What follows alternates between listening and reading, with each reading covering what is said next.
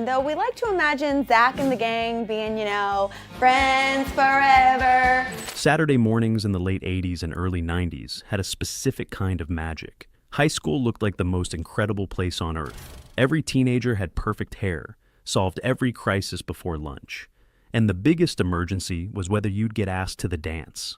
Welcome to Saved by the Bell, the show that premiered in 1989 and convinced an entire generation that being a teenager meant scheme-fueled chaos, where principals were your best friends and timeout could literally freeze time. Zach Morris was the blonde schemer we all wanted to be. Kelly Kapowski made cheerleading look like a legitimate career path. Screech turned social awkwardness into an art form. Today we're breaking down 15 weird facts about the show that owned Saturday mornings and made us believe high school would be way more fun than it actually was. Now, before we dive in, be sure to like and subscribe because it genuinely helps the channel grow. Let's get into it with number 15. Number 15, Screech's robot, Kevin, cost more than most people's cars. Remember Kevin, Screech's walking, talking disaster of a science project? That clunky robot that somehow had more personality than half the supporting characters? Yeah, that wasn't just a prop thrown together by the set department. Kevin was a fully functional robot that cost the production nearly $30,000 in late 1980s money. Think about that for a second. $30,000. That's roughly $70,000 in today's cash, which means Screech was casually rolling around Bayside with the equivalent of a luxury sedan programmed to embarrass him. The irony is beautiful. Here's a show about teenagers with apparently unlimited allowances, and the production spent more on a robot that appeared in maybe 6 episodes than they probably spent on Screech's entire wardrobe for 4 seasons. Dustin Diamond once joked in an interview, "I've done everything I can. I've eaten a lot of steak. I've enjoyed a lot of Guinness." That Kevin got better treatment on set than most of the cast, because damaging an expensive robot meant insurance paperwork, while injuring an actor just meant a phone call to their parents. For Gen Xers, Kevin represented the future we were promised, the robot butler era that never quite materialized. For millennials watching reruns in the 2000s, he was hilariously primitive proof of how far technology had come. We went from being impressed by a rolling trash can that could talk to carrying supercomputers in our pockets. But Kevin remains iconic anyway. The overpriced metallic reminder that Saved by the Bell spared no expense when it came to Screech's humiliation. Number 14, the show was almost called When the Bell Rings. Imagine living in a timeline where Saturday mornings weren't saved by anything, where the cultural phenomenon that defined a generation was called When the Bell Rings.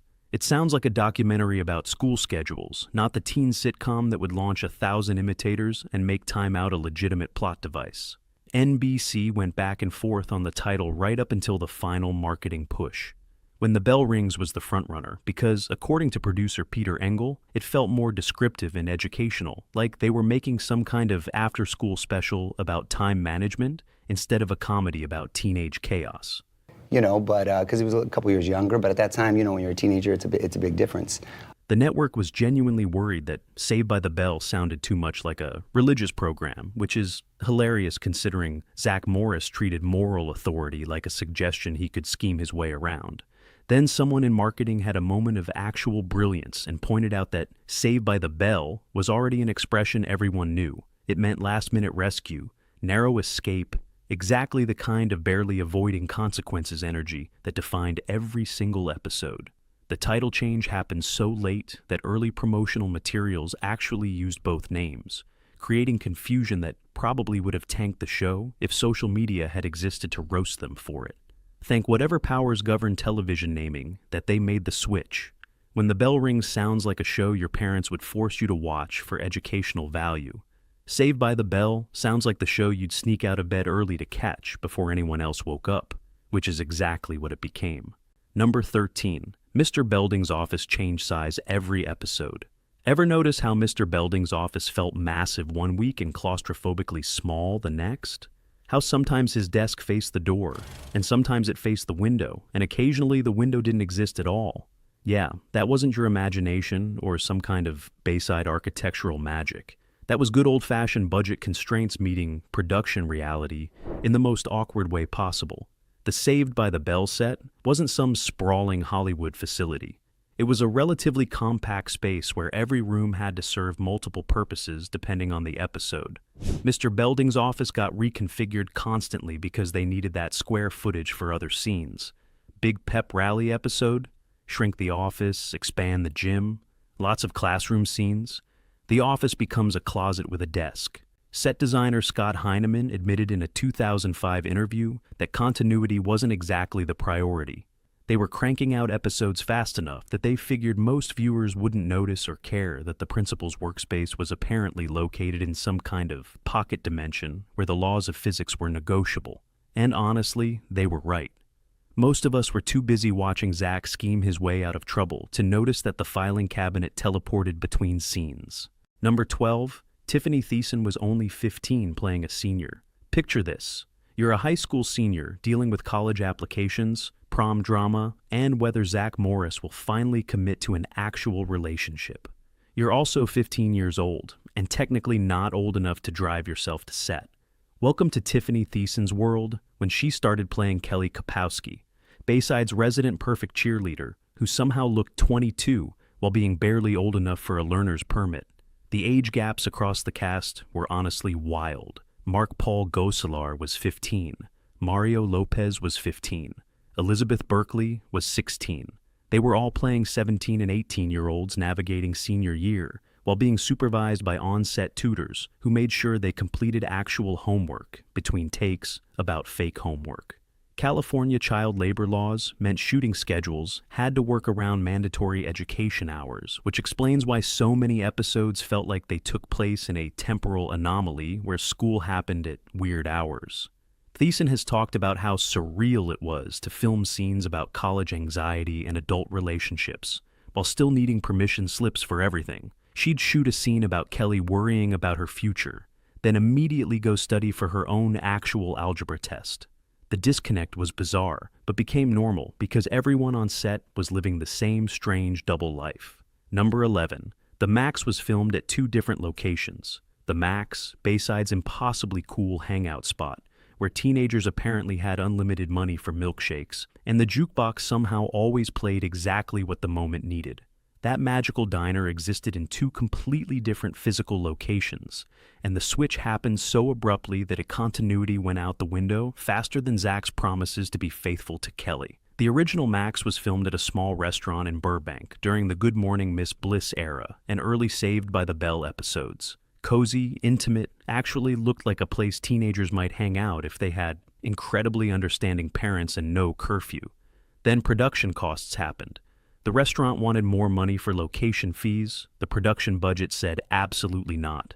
And someone had to find a new Max before the next episode started shooting. Enter location number 2, a larger space in North Hollywood that looked nothing like the original, except for the strategic placement of booths and that iconic jukebox they transported like it was the Ark of the Covenant. The new Max was bigger, brighter, and if you watch closely, completely different in layout. Booths that used to be by the door suddenly faced the opposite direction. The counter changed sides. The kitchen entrance moved. It was architectural chaos. Eagle-eyed fans spotted the differences immediately, especially during syndication, when episodes aired out of order, and the Max kept shape-shifting between locations mid-season. Number 10. A.C. Slater almost had a different accent. Here's something that would have completely changed Bayside's dynamic. A.C. Slater, the jock with the mullet and the dimples, almost sounded nothing like the character we know. Mario Lopez showed up to his audition ready to play the role as written, an Italian tough guy from New York, and he came prepared with an accent that would have made The Godfather proud. According to Lopez in multiple interviews, he practiced the New York Italian inflection for weeks. He had the attitude, the swagger, the whole East Coast edge ready to go. Then he got into the audition room, started the scene, and the producers looked at each other with that expression that means, we're about to change everything. They stopped him mid-read and basically said, what if you just played yourself? Lopez is from California, speaks with a pretty neutral West Coast accent, and brought natural charm that didn't need any vocal affectation to land. The producers realized they'd written a character based on assumptions about what a jock should sound like, then found an actor who embodied the character better by ignoring half the description. So they rewrote Slater on the spot, kept the wrestling, the varsity jacket, the competitive streak, Drop the accent, the New York backstory, and let Mario Lopez just be himself with slightly more muscles and significantly better hair gel. The change was so last minute that early scripts still referenced Slater's New York origins, creating weird continuity where he'd occasionally mention the East Coast, but sound like he'd never left California. Most viewers never noticed because the character works so well that nobody cared where he was supposedly from. Imagine the alternate timeline, though. Slater, with a thick New York accent, calling Zack Morris in a way that sounds vaguely threatening. It would have been a completely different energy, probably way more antagonistic, definitely less charming. Number 9, Screech's suspenders were a copyright issue. Dustin Diamond's iconic look, the curly hair, the loud prints, and those suspenders that became so associated with Screech that you couldn't imagine him without them, almost didn't happen. The original wardrobe design for Screech included suspenders as a nerdy visual shorthand, but then someone in the legal department noticed that another very famous nerdy character was already rocking that exact look on a different network. Steve Urkel hadn't happened yet, but the wardrobe team was apparently concerned about similarities to other sitcom nerds whose estates or shows might object to the visual overlap. There was a brief panic where they considered dropping the suspenders entirely and going with a completely different aesthetic. Bow ties were suggested, sweater vests got thrown around. Someone even pitched making Screech wear a pocket protector full of pens, which would have been so on the nose it hurt. Then cooler heads prevailed and someone pointed out that suspenders aren't exactly trademarkable, and nerdy characters have been wearing them since vaudeville. The costume department committed, made the suspenders part of Screech's signature look, and hoped nobody would sue them for the bold fashion choice of putting stretchy straps on a socially awkward teenager. The best part is how it played out. When Family Matters premiered and Steve Urkel became a cultural phenomenon, also wearing suspenders, it actually helped both shows. The nerdy kid with suspenders became a whole archetype, and both Screech and Urkel benefited from the association rather than competing over it. Number 8, the caffeine pill episode was banned in several markets. Oh, you thought NBC's decision to change Jesse's drug of choice from speed to caffeine pills would make the episode safe for everyone. Think again. Jesse's song, the legendary caffeine pill breakdown episode, got pulled from rotation in multiple markets because apparently even pretend addiction to legal stimulants was too intense for Saturday morning television in certain parts of America. Conservative markets, particularly in the South and Midwest,